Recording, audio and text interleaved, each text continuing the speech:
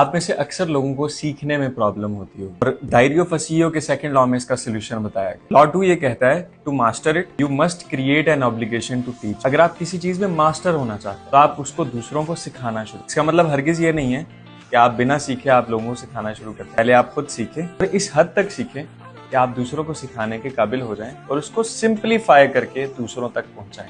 आप ऐसे दूसरों को सिखाएं जैसे किसी बच्चे को समझाया जाता है।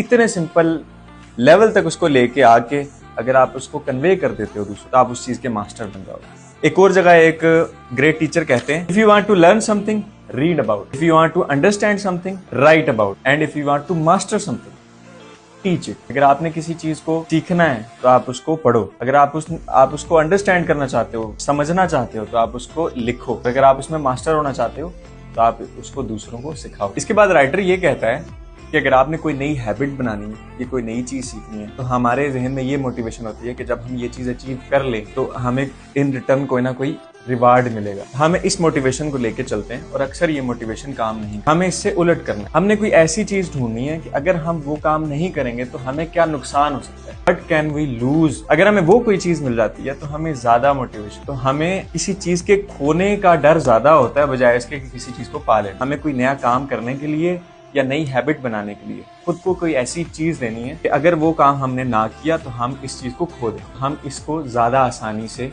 और ज्यादा बेहतर तरीके से वो हैबिट बना सकते हैं या वो कोई नई चीज सीख सकते हैं। ये मेरी जिंदगी का भी एक्सपीरियंस रहा है कि जो चीज मुझे आगे सिखाने के लिए सीखने की जरूरत पड़ी है, मैंने ज्यादा सीखा है, कम वक्त में सीखा और ज्यादा सीखा है। जो चीज सिर्फ मैंने खुद को अंडरस्टैंड करने के लिए, अपनी अंडरस्टैंडिंग के लिए सीखा है, ज्यादा टाइम लगा के थोड़ा सीखा है। तो अगर आपने आगे किसी को सिखाना है, इस नियत से आप कोई चीज सीखते हैं तो आप जल्दी सीखते हैं और ज्यादा इफेक्टिव तरीके से सीखते हैं।